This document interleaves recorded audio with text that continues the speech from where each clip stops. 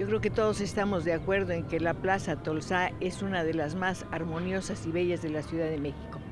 Como son vacaciones, por donde quiera se ven familias, turistas y desde luego niños que se acercan a un edificio realmente esplendoroso.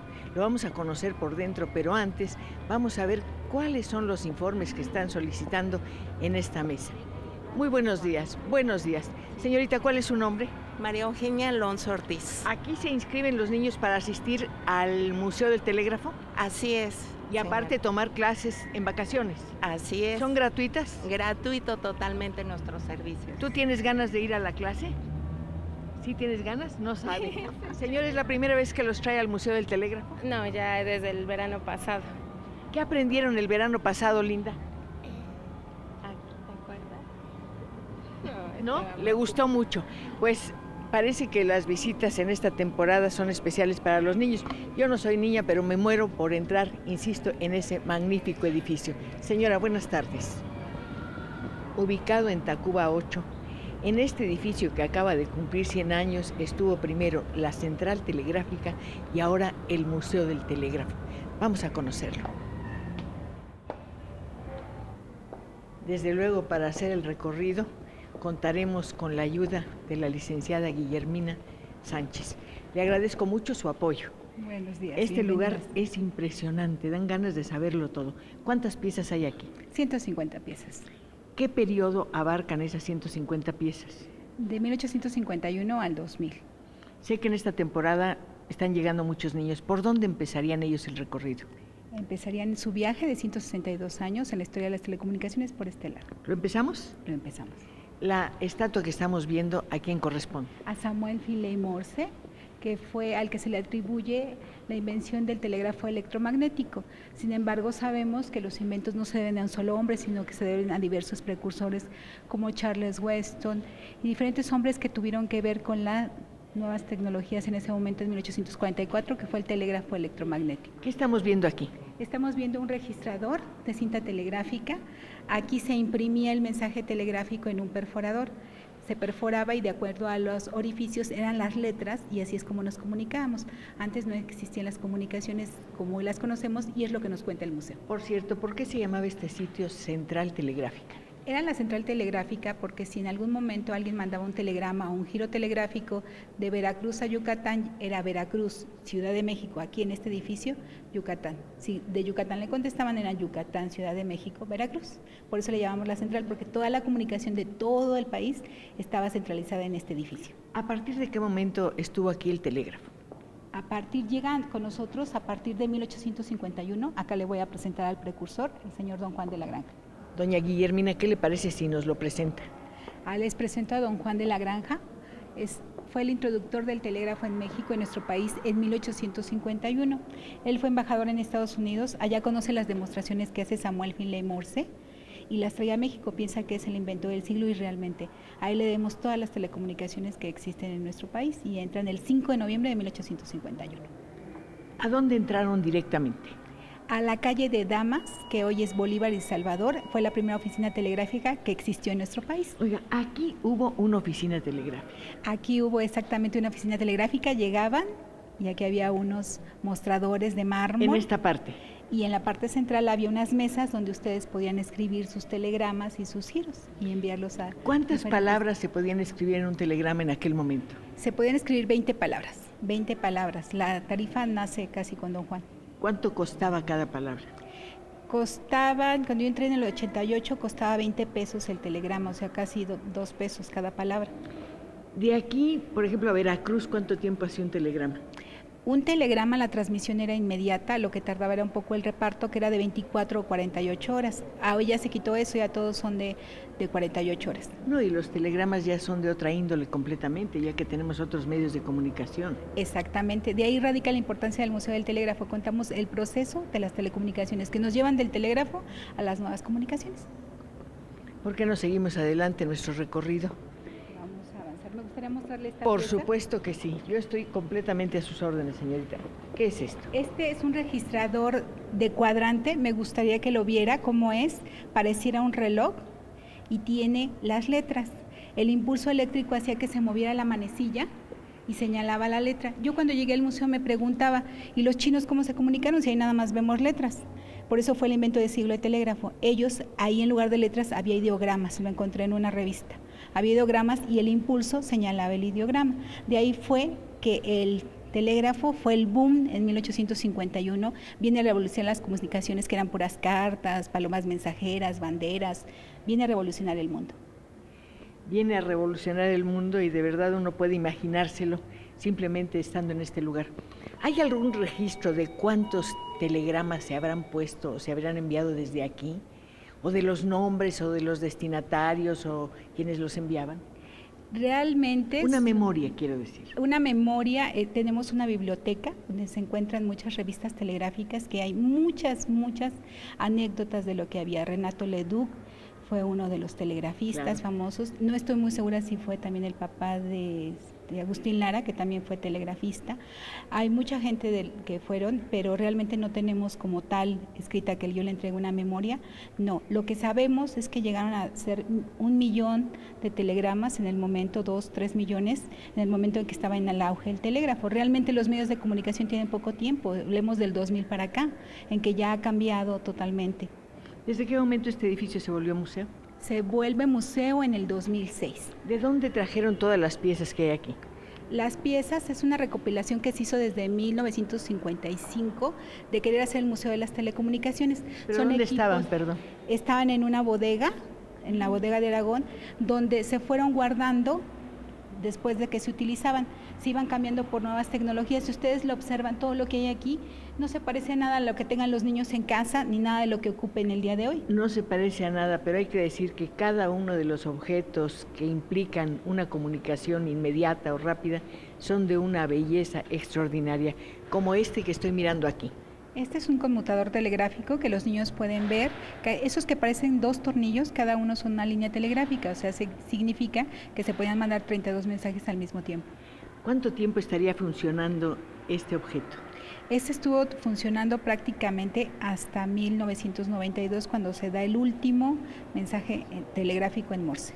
Nunca sabré cuál fue, pero lo puedo imaginar.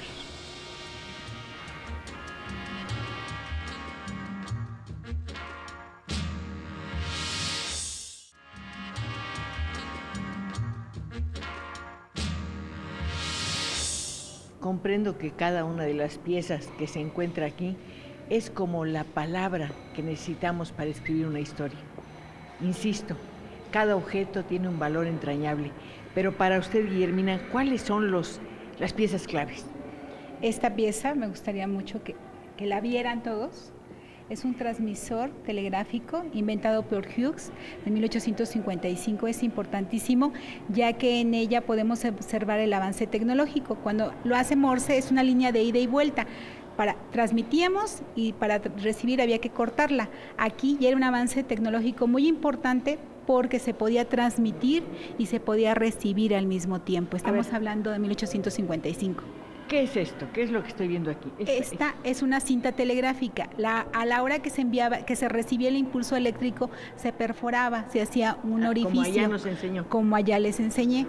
Pero la maravilla del invento era que en el momento que yo estaba recibiendo el mensaje, lo podía estar transmitiendo. Ya cumplía las 2 funciones. ¿Qué forma le ve usted? Como el teclado de un piano. Como el teclado de un piano. ¿Por qué cree que era eso? No sé, ¿por el ritmo del envío? ¿Porque el sonido tenía valor, un significado? Porque aún no se inventaba, era más fácil, la máquina de escribir, ¿sí? ¿Se acuerdan que nuestras computadoras se llama teclado? Sí. De este es su origen. Era un teclado como se empieza a enviar el impulso electromagnético. Bueno, uno ve ese teclado y dan ganas de tocarlo y sacarle, no sé, un ritmo, un sonido hermoso. No podemos hacerlo, imagino que está prohibido. Nos tenemos que dirigir a otra parte. ¿Cuál sería la otra pieza fundamental? Esta que le voy a mostrar acá. ¿Esta pequeñita? Esta pequeñita, ¿sí? Esta es importantísima porque la que vimos anteriormente se necesitaba una línea física, un cable de ida y un cable de vuelta. Guillermo Marconi va a revolucionar las telecomunicaciones. Con esta pieza ya no se necesitaban cables y es una pieza similar a esta con la que se envía el primer mensaje el 12 de diciembre de 1901 de Cornwall, Inglaterra, a Terranova, Canadá, ya sin cables. ¿sí? ¿Qué decía ese mensaje? Nada más era la S. La S en Morse son 3 puntos. Entonces, únicamente se transmitió la S, pero se demostró que a través del aire, sin cables, se podía transmitir de un continente a otro. ¿Usted sabe escribir en Morse? Sé escribir poquito para las exhibiciones que se da aquí, nunca fui morsista. Yo soy telegrafista, pero no llegué ya cuando yo entré a trabajar ya no fui morsista. Sí sé algo de Morse, muy poquito. Ahora que le estaba escuchando recordé que a este sitio se le llamaba el Banco de los Pobres. ¿Por qué? El Banco de los Pobres porque estamos Me refiero hablando... al telégrafo. Sí, Telégrafos tiene 162 años dando servicio a la sociedad mexicana y antes no había tantos bancos. Entonces la gente iba y depositaba ahí el dinero para que le llegara a su familiar en otra ciudad. Por eso es que la gente nos empezó a llamar el Banco del Pueblo, porque dábamos ese servicio. Es un nombre precioso. Lo que veo en esta vitrina me lo explico como un... Antena. ¿Es una antena? Es una antena de cuadro. Yo ahí estaba completamente perdida. Es una antena de cuadro, explíquenos. Es una antena de cuadro, es muy emblemática porque la manivela que ve abajo, esa se dirigía a la señal. Hoy instalamos la antena y ahí la dejamos. En ese momento, cuando nace la radio, había que dirigir la señal para encontrarla. Entonces, con la manivela le daba vuelta hasta que encontraba la señal y ya podía establecer la comunicación. Yo pensé en un telescopio, hágame favor. Estaba perdida completamente. ¿Y esto que me imagino que son 2 bulbos grandes o algo por el estilo? Es un bulbo triodo. ¿Es un bulbo qué? Triodo. ¿Qué quiere decir eso?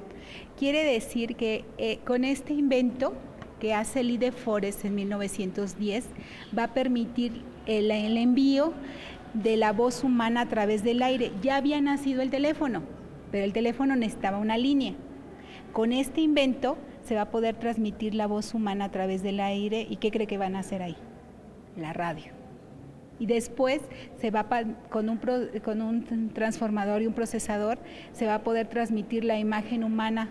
23 años después, 25 años después, 1925, se va a poder transmitir la imagen humana y gracias a este invento, van a hacer la televisión. Fíjese qué importante. Allá vimos cómo nacía la máquina de escribir y las computadoras. Y aquí estamos viendo cómo se pudo transmitir la voz humana, cosa que me parece pues un milagro. Uy, y estos aparatos que son como del estudio del doctor Caligari, ¿qué significan? Algo así. Aquí estas salas son de transmisores. Aquí tenemos un transmisor hecho por radioexperimentadores. La radio en México y en el mundo inicia por personas que empiezan a experimentar, empiezan a juntar sus piezas y a tratar de comunicarse. Y este es un ejemplo de ellos. El transmisor que tenemos al frente, por motivos de montaje, no ocupó completamente. ¿De qué tamaño era? Era como 3 veces lo que ustedes están viendo. ¿Dónde estaba? Estaba en la primera estación de radio que existió en México, que era militar, que era Radio Chapultepec. ¿Dónde se encontraba? Se encontraba en la calle de Zaragoza, casi al final, por donde estaba el caballito, por ahí estaba. Además conserva la rúbrica, ¿se acuerda? Sí, exactamente. Yo canto muy mal, si no la repetiría. Ahora dígame, ¿qué es esto? Mire, este es un transmisor que ya transmitía telegrafía y telefonía. Si observan en la parte de atrás, es un bulbo. El tamaño, vimos ese que es enorme, aquí ya se va reduciendo. Tenemos esta pequeña sala que ejemplifica el avance de la tecnología. Empezamos con radioexperimentadores, tenemos y el que ustedes ven a la derecha tiene la misma capacidad, pero vea el tamaño, ¿sí? Empezamos con bulbos, con transmisores, y al día de hoy nos comunicamos a través de nanotransmisores, que es los que traen ustedes en sus celulares. Por aquí, por este teléfono, se enviaba el mensaje. Por ese teléfono, era de telefonía y de radiocomunicación. A través del teléfono se podían comunicar y a través de la radio. Y aquí ya tienen las frecuencias que le tocan a México. Pero lo importante de esto es señalar el tamaño. Es como las computadoras, que antes era un edificio y que ahora cada vez se ha hecho más pequeño. Perdone, ¿el resto de este equipo dónde se encuentra? Se encuentra en una bodega donde tenemos como unas 600 piezas que están pendientes de que se exhiban, que las traigamos y vamos a hacer exposiciones temporales o vamos a ampliar la muestra en algún momento. Desde luego en este edificio hay algo, o mejor dicho, una presencia, la de quienes trabajaron aquí hace mucho tiempo cuando en este lugar se encontraba el Banco de los Pobres. Hay un registro, me imagino, de los trabajadores. Hay un registro. ¿Quién sería el primero? ¿Recuerda el nombre? Es Miguel Ángel Mellado, fue el primer telegrafista mexicano, porque cuando trajo don Juan trajo a 3 norteamericanos y él fue el primero. Miguel Ángel Mellado. Miguel Ángel Mellado. Y el último que envió un mensaje en clave Morse. Fue don Romeo Jiménez Gómez, fue el telegrafista que clausura el telégrafo Morse en nuestro país en 1992. Un hombre retraído, mejor dicho, concentrado en su trabajo. Un hombre al que tuve la fortuna de conocer.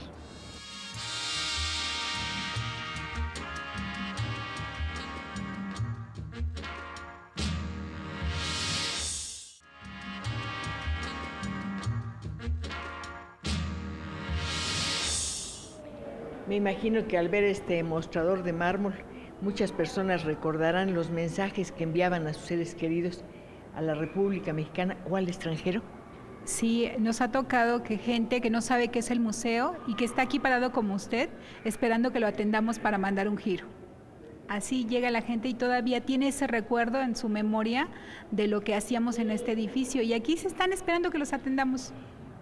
Insisto, en el edificio todo es bello. Este mostrador es de mármol, pero ¿de dónde llegó? ¿De dónde llegaron las maderas de las puertas? El mármol es de Tlaxcala, es material mexicano y las maderas de la puerta son maderas preciosas que vienen de Chiapas. Y la herrería que me dice es espectacular. La herrería es espectacular, es italiana, todo el diseño del edificio es italiano, lo hizo un arquitecto, el arquitecto Silvio Contri. Él gana el concurso en 1904 para construir este hermoso palacio, era el Palacio de las Comunicaciones y Obras Públicas. Por eso esplendoroso, por eso rosa, por eso tan bello. Esta oficina correspondía de veras al administrador, por cierto, ¿puedo pasar? Claro que sí, adelante. Guillermina, ¿el público tiene acceso a esta oficina? Normalmente no, y antes tampoco, porque esta oficina estaba dentro del palacio.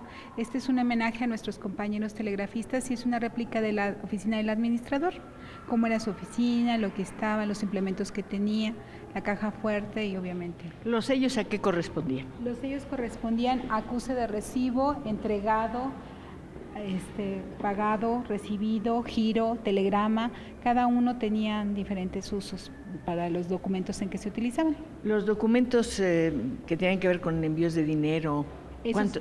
¿Era mayoría? ¿Eran los más numerosos? Eran los más, estaban empatados en giro y telegrama. Yo ingresé en 1988 y en una oficina que se llamaba centralizada recibíamos 10,000 telegramas y 10,000 giros.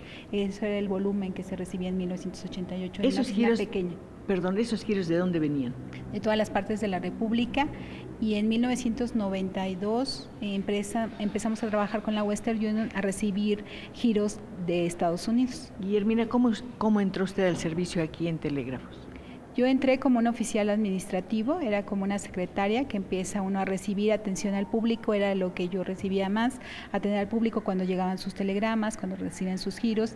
Poco tiempo los transmití y mucho tiempo estuve de empleada administrativa. Si llegaba una persona y decía, necesito poner un telegrama, pero no sé escribir, ¿usted le ayudaba? Sí, nosotros le ayudábamos. ¿Se dio ese caso? Sí, se dio ese caso, que nosotros escribíamos el telegrama que ellos nos dictaban y como tenían que ir firmados, si nosotros no los podíamos firmar, los hacíamos en la máquina, en una máquina de escribir para que no apareciera nuestra letra y la gente le ponía su huella digital. Eso es lo que hacíamos cuando la gente no sabía leer y escribir. Después, ¿qué cargo tuvo? Después fui jefe de oficina durante 10 años. ¿En dónde? En diferentes oficinas del Distrito Federal, en Coajimalpa, en Iztapalapa. ¿Usted pudo notar cómo fue decayendo en cierta forma el servicio? Nosotros pensamos que las nuevas tecnologías han modificado la forma en que nos comunicamos. Y sí, efectivamente, de 1988 que yo ingresé, ha ido bajando el servicio en algunos casos, como es el telegrama, que ahora lo podemos suplir con un mensaje del celular. Pero el giro telegráfico todavía tiene enorme presencia porque nosotros comunicamos poblaciones de menos de 500 habitantes. Llegamos a donde nadie llega. ¿Cuántas serán? Son más de 1,400. Ahorita estamos trabajando con bancos para que el banco esté en las poblaciones donde estamos nosotros. ¿La comunidad más remota? ¿Cómo se llama? San José Nuyo en Oaxaca. Es la última, ha sido de las más importantes para nosotros porque está comunicada vía satélite. ¿Qué sería de esa comunidad sin esa posibilidad de entablar contacto con otras personas, con otras comunidades? Con otras comunidades y con el mundo, porque con el satélite se pueden comunicar a cualquier parte del mundo. Cuando usted llegó a trabajar aquí, ¿se imaginó, desde luego, que duraría tanto tiempo y todos estos cambios? Nunca me imaginé que fuera a durar tanto tiempo y nunca me imaginé tantos cambios, porque cuando yo estaba trabajando entró el fax y yo me maravillaba que se pudiera pasar un documento por una máquina. Sí, entonces a mí me han tocado muchos cambios desde que entró el fax, lo que es hoy la telefonía celular, y pues es algo que me gusta mucho que vengan y conozcan aquí, porque el museo sirve de eso, para que conozcan que es un proceso y que ese proceso que entendemos en telecomunicaciones lo podemos llevar a los diferentes ámbitos. Eso es lo que hace el Museo del Telégrafo. Muchas personas piensan que el fax ya está totalmente anticuado, que no sirve para nada. Yo les recomiendo que mejor no lo tiren, porque suele ser de veras un elemento muy importante cuando la computadora deja de funcionar. Exactamente. ¿Cuántos niños vendrán aquí en la temporada de vacaciones? Normalmente es variable. Hemos tenido desde 6,000 niños en 5 semanas hasta 1,000 niños. Por eso aprovechamos este medio para invitarlos a que vengan. Los museos no somos aburridos, tenemos actividades divertidas y estamos esperándolos, trabajamos para el verano para ellos. ¿Qué me dice de los turistas? Los turistas también nos visitan y se sorprenden porque pues efectivamente piensan que esto ya es muy antiguo, y se maravillan porque nada de lo que van a encontrar ustedes en el museo tiene que ver con lo que ustedes conocen de cómo nos comunicamos el día de hoy. Guillermina, me imagino que usted, bueno, no sé, en realidad no sé, ¿alguna vez hizo funcionar una máquina como esta? No, ya no me tocó, Esta es una sumadora. Esta es una sumadora, se ponía la cantidad y al darse la perilla permitía que se fuera dando la otra cantidad y se daba un resultado final con estas teclas. Nada que tiene que ver con las sumadoras que utilizamos hoy. Pero insisto que de verdad es un objeto gracioso, sencillo, pero tiene algo encantador. Cuénteme, ¿esas gavetas qué contienen o contenían? Estas gavetas contenían, cada uno de los telegramas tenía un rumbo, estaban acomodados por colonias. Entonces ahí se iba poniendo... ¿Dentro del Distrito Federal? Dentro del Distrito Federal y en todos los estados de la República. Entonces ahí se iba poniendo el rumbo, le decíamos rumbo, y ahí se metían los telegramas y los repartidores lo tomaban de ahí y lo empezaban a distribuir. ¿36 rumbos? 36 rumbos. ¿Queda alguno de esos documentos aquí? Ya no queda. ¿Dónde quedaron? ¿Dónde se fueron?